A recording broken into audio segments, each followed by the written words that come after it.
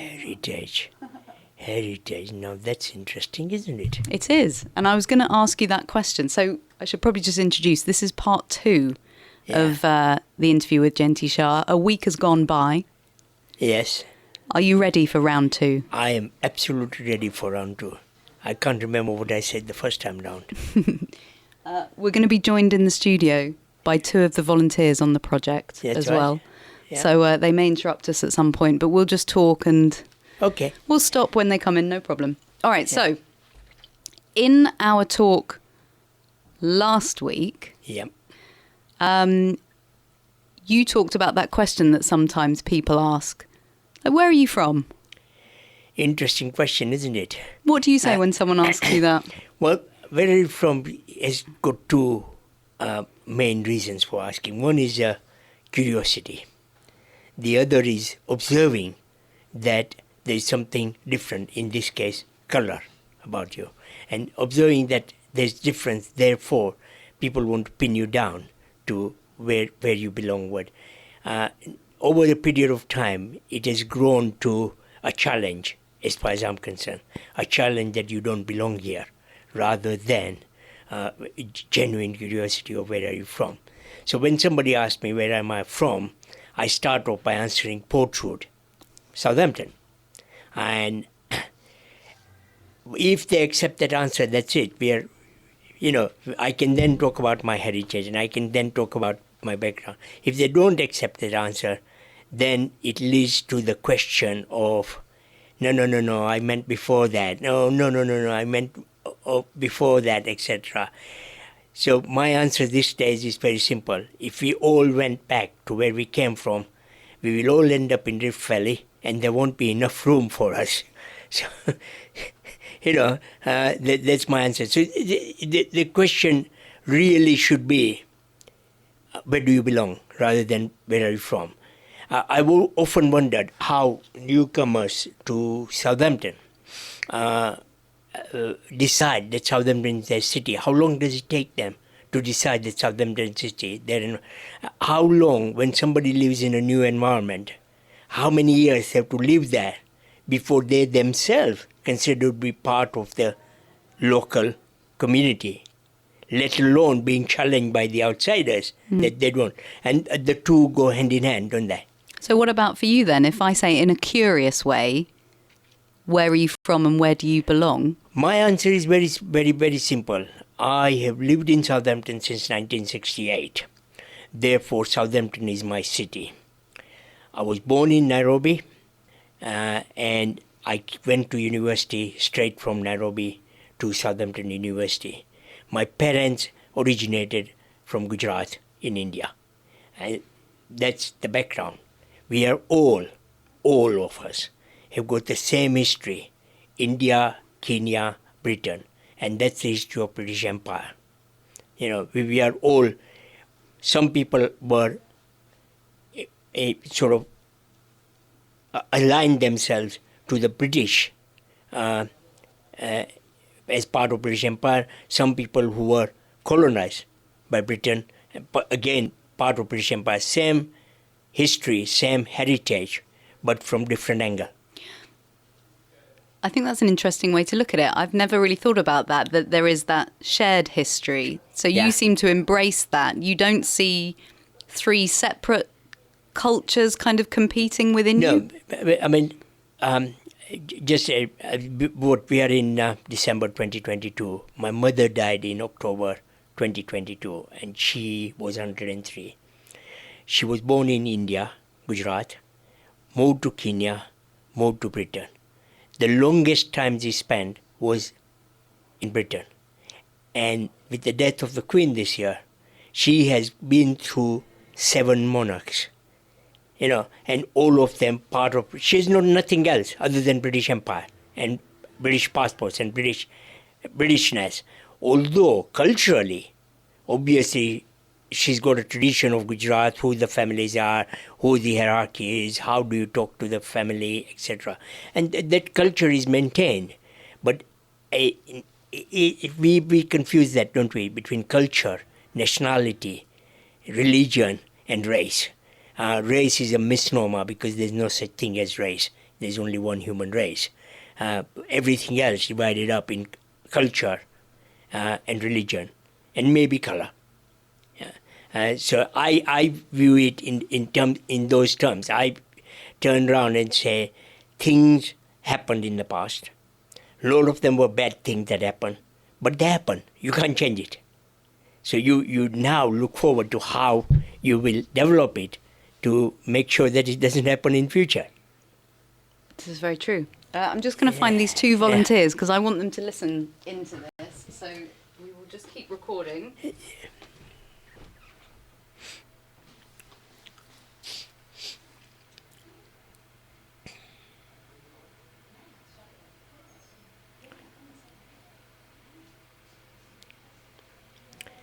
They were being polite.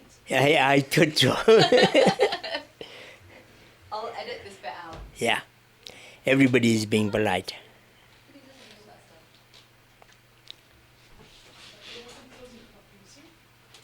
Come on.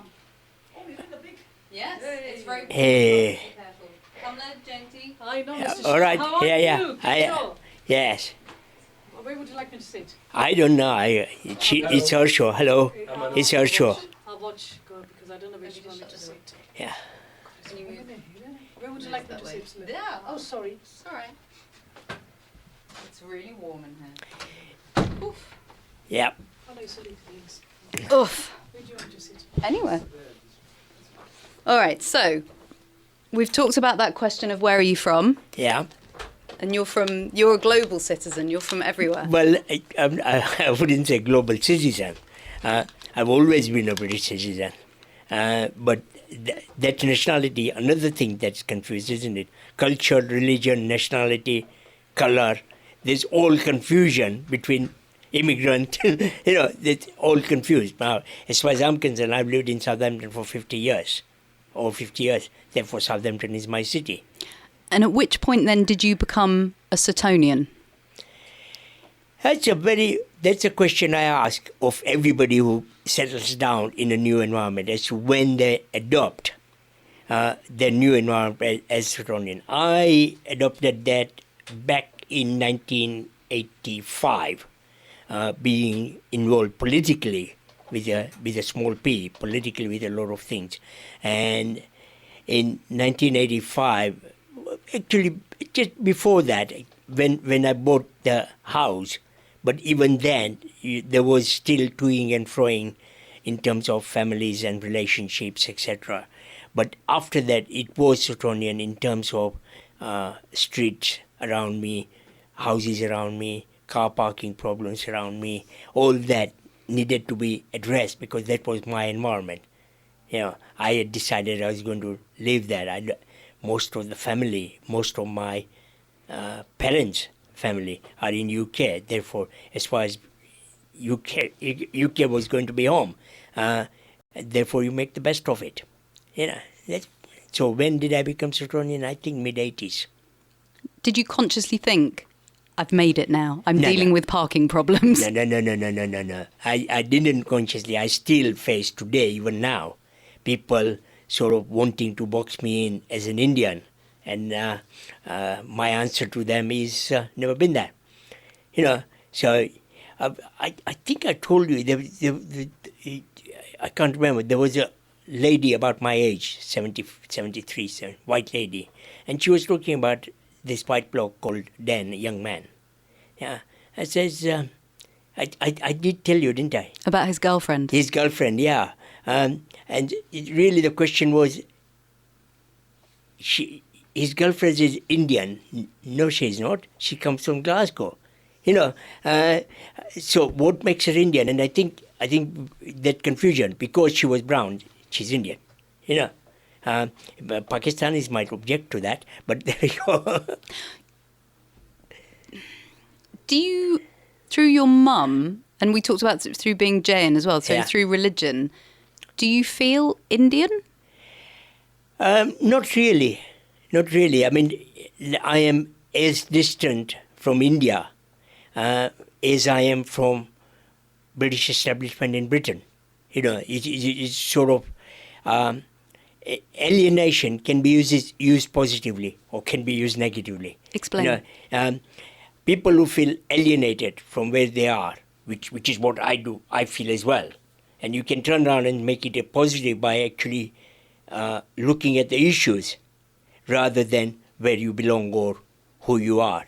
And that really is what drives me. So if you go towards alienation, works in various different ways. Parallel to is ghettoization, which works again in various different ways. And there is a complication in terms of wealth of people who have migrated. They end up being very poor when they first come, so they live in a poor area. That poor area then becomes ghettoization as we know it, because all the people who are newcomers end up in that area, and newcomers tend to be at any one time from the same place, like Afghanistan or Iraq or Syria recently, India, Pakistan, South Asia before that, Caribbeans before that, and they all, until they move to different areas, they tend to.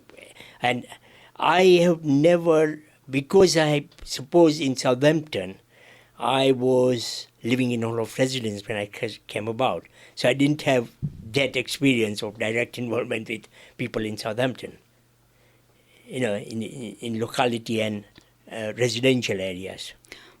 From having lived here then, how have you seen that affect Southampton with people coming in? Are there ghetto areas here? There are poor areas as opposed to ghettos, and the poor areas are where people come in, people from Caribbeans in 1950s, people from South Asia in 60s, 70s, people from Afghanistan, people from Iraq recently. They all ended to go to where they could afford to live and where they could get housing, and that tended to be the inner city area, commonly known as Derby Road area. And then they moved on. So there is a transition of newcomers from one area to the other area. So, I mean, we can go back to French quarters in Southampton when Huguenots lived. We can go back to anti-slavery movement and when Fox and Quaker movement lived in areas. So there is an inner city area which has always housed newcomers who, once they settle down, they move on. And some of them forget that they were newcomers and they move on to Chilworth, and suddenly they don't realize where they came from. Sometimes I have to tell them to look at themselves in the mirror. Very, very, human beings very quickly forget the hardships. Very, very quickly. And once they settle down, they start using the negative language of the indigenous people. Too many of them living here, too many, our houses are going down in prices, and sort of misogynistic comments such as they will take our women, etc., etc. But that language is being used by people who should know better, who themselves were accused of that. Isn't there a phrase about pulling the ladder up or something? Yeah, pulling the drawbridge. Yeah, pulling the drawbridge. You are in, don't let. And to an extent, the education of people who have come in as newcomers, they have concentrated on making themselves secure economically. And having made themselves secure economically, the education about the wider issues, with the political issues with small p, is quietly forgotten. So what happens is their knowledge is in a bubble. They live in a very small bubble, and they are reinforced by similar sort of people. It always reminds me of Federation of Small Businesses. They all talk about too many taxes, doing tax, etc. And in the same breath, they said, "Oh, we've got a government contract to do a job," and you say, they don't see the contradiction that the government contract comes out of taxes. Yeah, I think on issues of people moving into Southampton, exactly the same, similar analogy applies. They don't. People like to believe that what they've done is they've achieved it themselves, singularly. You know, never mind the family, never mind the backing, never mind the. People always think that they've done it themselves. And when you actually challenge them, who provided the education, who fed you, who gave you the initial accommodation or loan, etc., to get started in business, or who made sure you had decent education, etc.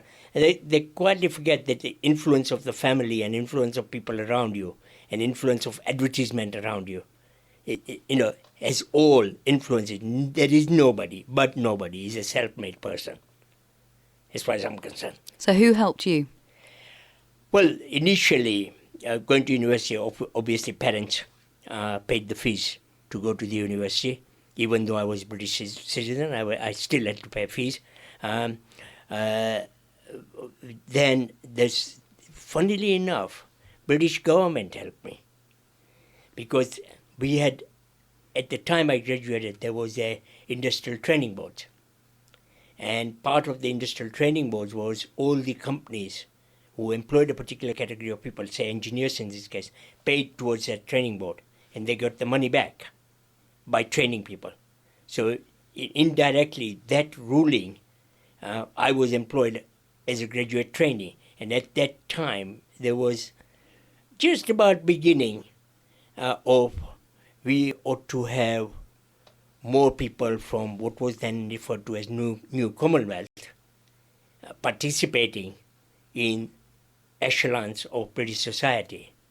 Yeah, they didn't like to use the word color or race, so it was camouflaged that, but there was a subtle input by the British government in making noises to encourage people.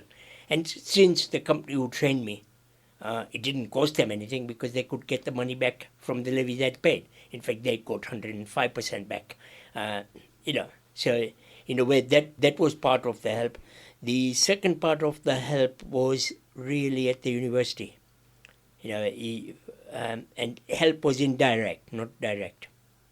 It was indirect in terms of I had freedom to be autonomous, to do what I like, basically. And I could have very easily done something exactly the opposite. Wouldn't have slept easy at night, but, You mentioned it's not just people that have come from East Africa or the subcontinent, people that have come from all over come in at one point and then look to better themselves through living in a new environment. Can we think of, or can you explain to me how you've seen positive impact of migration in Southampton? Well, positive impact of migration is really what I said as one of the ambassadors for City of Culture Bid in 2025. Positive impact is the variety of food, variety of cultures, variety of, it's you can get anything, not as well as in London, but you can get anything anywhere in Southampton. Yeah, so you got that positive impact. Also, the other positive impact of Southampton is people are quite comfortable being what they are. They don't try to be something they are not, even though establishment tries to get them to be what they are not. By that what I mean is I'll give you a simple example. There are a lot of people, say, of South Asian origin, who are referred to as by English names, such as Nick or Mike, when the real name is Mohinder or Mayur. And that was accepted nowadays. And this is not just in Southern, but nowadays throughout the UK. We say, what would you like me to call you? Rather than I will call you that. And that is a positive change. Positive change. There are still other people who, again on both sides, either to be accepted or somebody else think it's easier to call them something like Bob, whatever their name is. And that's a positive change. The other positive change is in employment. I remember in mid-70s, maybe 80s, there was a shop called Tyrrell and Green in Southampton. It was a beautiful but big department store. They did not have a single non-white person employed in the organization. As part of my work with the Race Equality Council as a volunteer, I arranged a meeting with the managing director. And the managing director of that shop didn't want to see me in the shop. He says, we'll meet in a cafe outside. Even though Tyrrell and Green has a big cafe themselves. And the reason was he didn't want to see somebody from Race Equality Council being talked to. My immediate question to him, and the only question to him, where do people who want saris go out to buy the saris from, or the cloth for saris? Why isn't Tyrrell and Green monetizing that? And that, to an extent, one could have argued then same thing about samosas, same thing about various things. And so there was what was then specialist shops selling salwar kameez or saris, etc. Yeah, they've slowly gone down because most of the supermarkets now sell what they used to have a special niche market for. So in a way, nowadays nobody budges an eyelid. In fact, managing directors of various companies go out of their way to have a diverse workforce. So physical changes in Southampton, then let's talk about the areas, like St Mary's. Yeah. That you must have seen change. Well, Derby Road area was notorious. It was referred to as Red Light District. Very notorious, part of the campaign, and I was quite heavily involved in that, but part of the campaign was to what today would be called gentrification. But what happened in Derby Road is did the road calming systems, plantations, etc. So you got no through traffic in a serious sense. We've seen that housing has improved dramatically. It's unfortunate, or fortunate, depending on how you look at it. But Derby Road area used to be also student accommodation because it's lots of rooms. The very people who had that, landlords who rented that, moved on to Portswood area because Portswood area has got a large Victorian houses with lots of rooms. So houses in multiple occupation been into that area. If you look at city centres, all the cinemas are gone. There was a classic cinema which used to run Indian movies on Saturday. I think it was Saturday morning or Sunday morning. I can't remember. I think it was either Saturday or Sunday morning. The Echo offices used to be next doors in the High Street. Where was the cinema? In the High Street. In what is now just before the precinct. What's the precinct in the High Street? Marlins, West Quay? Where the Avenue Church is, somewhere around there. Yeah. We are looking at, I can't remember, to be honest, but but Echo office was there. Buses used to go through Bargate, which they don't anymore. On the semicircle round Bargate, there were big stores. One of them was Oven. Debenhams in the other end, down Havelock Place, used to be originally Edwin Jones. That's incidentally where I got my first winter coat from. Yeah. So Debenhams is gone. Lot of housing has come in as well. So there have been changes. I think some of the changes, being an old romantic that I am, some of the changes I think are bad because the department stores, which had quite impressive goods, nowadays those goods you can only see them online. You can't touch them and you can't feel them. You only see them online. So most of the high street places have become eating places. You know, you got cafes and restaurants and things, which is good because food is good. You know, you enjoy food.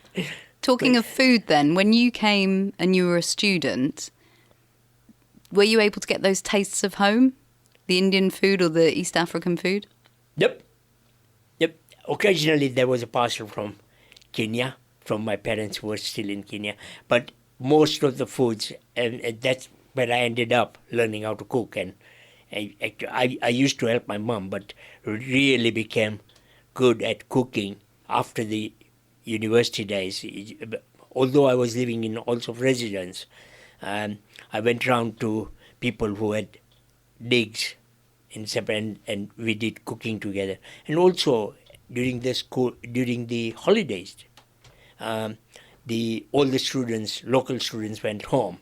All of us were left behind. We just ended up cooking, you know, and that's where you also got a variety, because you got students of Indian origin from East Africa. You get students of African origin from parts of Africa, and students of Thailand and Malaysian origins. So, you know, there was a mixture. The difficulty was obviously if you were a vegetarian, then you had that difficulty. But most of the food was vegetarian, most of the spice, and we used to come to Derby Road area to get the spices from. So there were some places there. Very, very few places, but you had to go. It was a long journey at the time.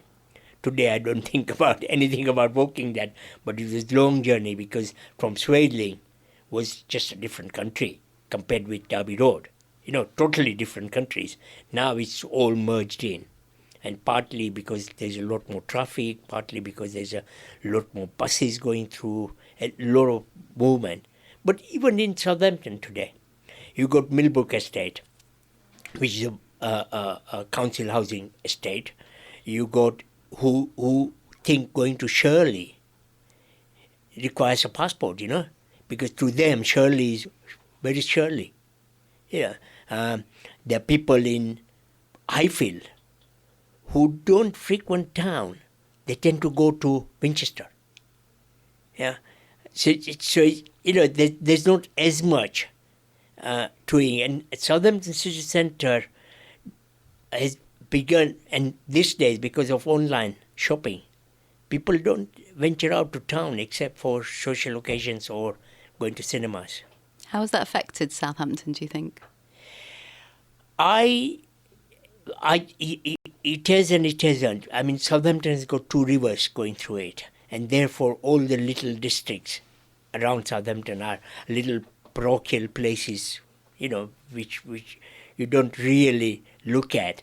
And traveling from one place to another is quite until you take up walking. Until you take up walking. You walk everywhere. And I've been doing that for the last 17 years. And to me, walking to Beaton Triangle or walking to Shirley or walking to Millbrook, even Taunton, and sometimes I actually walk along the Asian path all the way to Winchester. So, you know, to me personally, the place has become very small. You know, getting in and out of cars is no longer required. But at that time, it was a long distance from university to Derby Road area. How would you do that journey? Usually by bus, route master bus, open bus, very cold. You know, there were no doors. You jumped onto the bus. Conductor tried to stop you. Especially if you were queue jumping, which happened lots of times. The bus goes and you run to the bus and just jump on it. You can't do that anymore. Again, health and safety has kicked in and it's a lot better. It's a lot more comfortable. Buses have got USB connectors, yeah, which they didn't have at the time. So the journey was usually by bus. There were two types of buses then. One was red buses which worked in the cities, and the other was green buses or country buses which went out of the city into the countryside. into other towns. Very rarely did I take that, you know. Southampton's going to keep changing as well, I think. It will change. I think there'll be a lot more residential areas within the city. I think there will be a lot more go-to places rather than, you go to town. I used to go to town in 70s, 80s to buy clothes or shirts, etc. I don't any longer. I go to charity shops, but but what happens? I come to town to go to a particular restaurant or go and see a particular cinema or or to do a demo, or to go to the courts, etc. I ought to tell you about that, didn't I? What do you do at the courts? Are you a magistrate? I am a member of Employment Tribunal. I've been since 1992, one of the panel members. And Employment Tribunal basically started off as an industrial jury in Britain, whereby you had a employer's representative, employee's representative, and a chairman. Chairman is now become an employment judge or called employment judge, and members are called non-legal members. But effectively, three of us take a decision on various cases. I mean, it's an interesting story. When somebody says, "What do you do there?" I say, "Look, I sit there with my two colleagues, and the employer gets up and says, 'This is the best employee I ever had.' The employee gets up and says, 'This is the best job I ever had.' So all we do is, what went wrong? When did you stop talking to each other?" It's part of it has now become much more legalistic, but it was in 90s, you could bang heads together and get people to do. I better not talk any more about it because I've got another year to go. Otherwise, I'll be disqualified if I start talking about it. And this is at the magistrates' courts, is it? It is now at the magistrate. Originally, it was a very large offices at Duke's Cape in town by the school, Deanery School. Yeah, and then it moved to magistrate court, and then it was quite large within magistrate court. Now there's virtually none. It's all administered from Bristol, but soon to be regionally administered from Luton, because it's all online. Yeah, so all the paperwork, etc., is going to end up being digitized. What other things do you do? You're very a person of principles, I think, from speaking to you these last two times. Principle is not the right word. I think what I like to believe is that you end up doing what the right thing to do.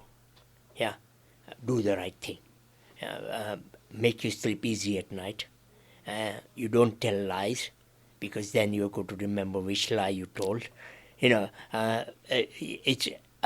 One thing I don't really tolerate is anybody being dishonest.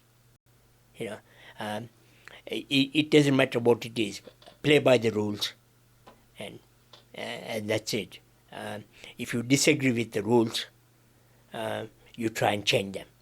For example, I was very heavily involved with anti-apartheid movement in 70s and 80s. And today I say, when somebody says that's illegal or that's legal, and my answer is apartheid was legal. Doesn't make it right. Yeah, by the laws of the country it was legal. It does not necessarily make it right. So the law is there to protect the state and establishment to an extent, but it's interesting. Principle is definitely the wrong word. I don't make that judgment. It's others to judge what I do. Morals. You have a moral code, a strong...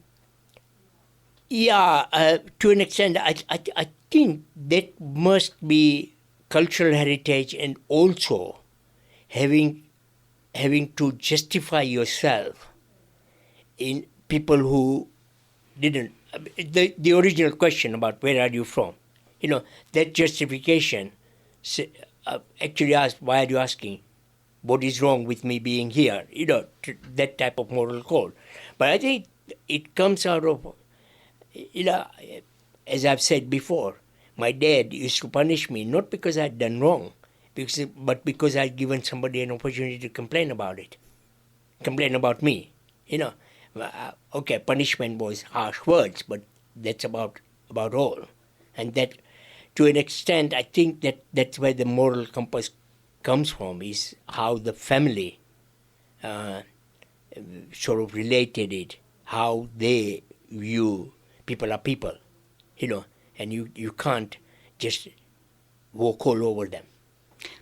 And like you said, do you think there's also a pressure on people to, when they arrive in a new country, for example, and they're being questioned, do you think there's a pressure on people to, I want to use the phrase whiter than white, but that just sounds the wrong thing to say, but to... It's not whiter than white, and it is